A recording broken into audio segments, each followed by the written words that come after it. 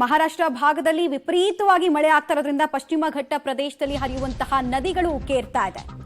ಮಹಾರಾಷ್ಟ್ರದ ಪಶ್ಚಿಮ ಘಟ್ಟಗಳಲ್ಲಿ ಭಾರಿ ಮಳೆ ಆಗ್ತಾ ಇದೆ. ಬಾಗಲಕೋಟೆ ಜಿಲ್ಲೆಯ ಕೃಷ್ಣೆ, ಘಟಪ್ರಭಾ, ಮಲಪ್ರಭಾ ನದಿ ಅಬ್ಬರಿಸ್ತಾ ಇದೆ. ಬೀಳಗಿ ತಾಲೂಕಿನ ಅನಗನವಾಡಿ, ಬೂದಿಹಾಳ ಸೇತುವೆ ಕೂಡ ಜಲಾವೃತಗೊಂಡಿದೆ. ಬೂದಿಹಾಳ, ಕುಂದರಗಿ, ಕಾತರಗಿ ಗ್ರಾಮಗಳ ಸಂಪರ್ಕ ಸಂಪೂರ್ಣವಾಗಿ ಕಟ್ ಆಗಿರೋದ್ರ ಬಗ್ಗೆ ಮಾಹಿತಿ ಲಭ್ಯ ಆಗ್ತಾ ಇದೆ. ಬಾಗಲಕೋಟೆ ಅಂತ ಹೇಳಿದ್ರೆ ಅದು ಸಂಗಮ ಪ್ರದೇಶ, ಅಂದ್ರೆ 3 ನದಿಗಳು ಸಂಗಮ ಆಗುವಂತಹ ಜಿಲ್ಲೆ ಹೌದು.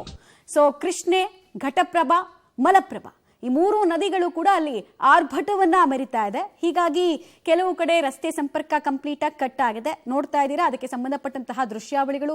ಇನ್ನು ಅಲ್ಲೇ ಸುತ್ತಮುತ್ತ ಇರುವಂತಹ ಜಮೀನುಗಳು ಕೂಡ ನೀರಿನಿಂದ ಆವೃತ ಆಗಿದೆ.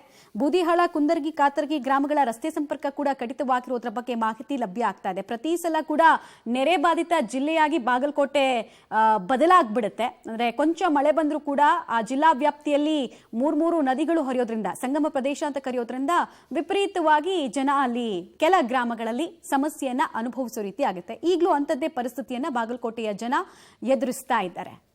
ಎಲ್ಲೋ ಮಳೆಯಾದರೆ ಎಲ್ಲೋ ಪ್ರವಾಹ ಎಂಬಂತಾಗಿದೆ ಬಾಗಲಕೋಟೆ ಜಿಲ್ಲೆಯ ಜನರ ಪರಿಸ್ಥಿತಿ. ಈಗಾಗಲೇ ಬಾಗಲಕೋಟೆ ಜಿಲ್ಲೆಯ ತ್ರಿವಳಿ ನದಿಗಳು ಉಕ್ಕಿ ಹರಿತಾ ಇವೆ. ಮಹಾರಾಷ್ಟ್ರದ ಪಶ್ಚಿಮ ಘಟ್ಟದಲ್ಲಿ ಆಗ್ತಾ ಇರತಕ್ಕಂಥ ಭಾರೀ ಮಳೆಯಿಂದ ಏನು ಘಟಪ್ರಭಾ ಮತ್ತು ಕೃಷ್ಣೆ ಮತ್ತು ಮಲಪ್ರಭಾ ನದಿಗಳಿಗೆ ಅಪಾರ ಪ್ರಮಾಣದ ನೀರು ಈಗಾಗಲೇ ಹರಿದು ಬಂದಿರತಕ್ಕಂಥದ್ದು. ನಾವೀಗಿರ್ತಕ್ಕಂಥದ್ದು ಬಾಗಲಕೋಟೆ ತಾಲೂಕಿನ ಅನಗವಾಡಿ ಗ್ರಾಮದ ಬಳಿ ಇರ್ತಕ್ಕಂಥ ಒಂದು ಸಣ್ಣ ಸೇತುವೆ ಬಳಿ ನಾವೀಗಿರ್ತಕ್ಕಂಥದ್ದು. ಈ ಸೇತುವೆಯನ್ನು ನೋಡಿದ್ದೀರಿ. ಈ ಘಟಪ್ರಭಾ ನದಿಗೆ ಅಡ್ಡಲಾಗಿ ಕಟ್ಟಿರ್ತಕ್ಕಂಥ ಸೇತುವೆ, ಅಂದರೆ ಅನಗವಾಡಿಯಿಂದ ಕವಳ್ಳಿ, ಕಾತರ್ಕಿ, ಕುಂದರ್ಗಿ ಈ ಗ್ರಾಮಗಳಿಗೆ ಸಂಪರ್ಕವನ್ನು ಕಲ್ಪಿಸುವಂತಹ ಸೇತುವೆ ಈಗಾಗಲೇ ಮುಳುಗಡೆ ಆಗಿರ್ತಕ್ಕಂಥದ್ದು.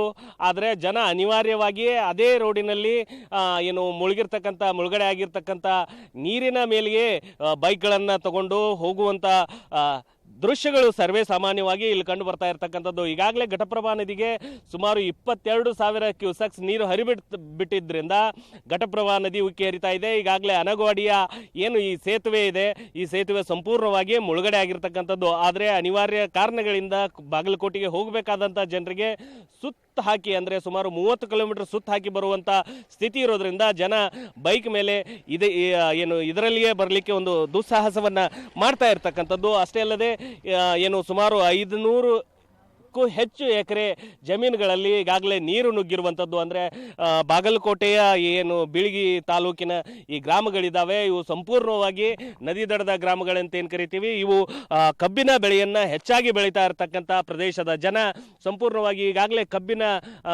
ಕಬ್ಬುಗಳಲ್ಲಿ ನೀರು ಹೊಕ್ಕಿರ್ತಕ್ಕಂಥದ್ದು. ಅಷ್ಟೇ ಅಲ್ಲದೆ ಅನಗವಾಡಿಯಿಂದ ಕವಳ್ಳಿ ಹಾಗೂ ಕುಂದರ್ಗಿ, ಕಾತರ್ಕಿಗಳಿಗೆ ಹೋಗುವಂಥ ಈ ಸೇತುವೆ ಮುಳುಗಡೆ ಆಗಿರುವಂಥದ್ದು.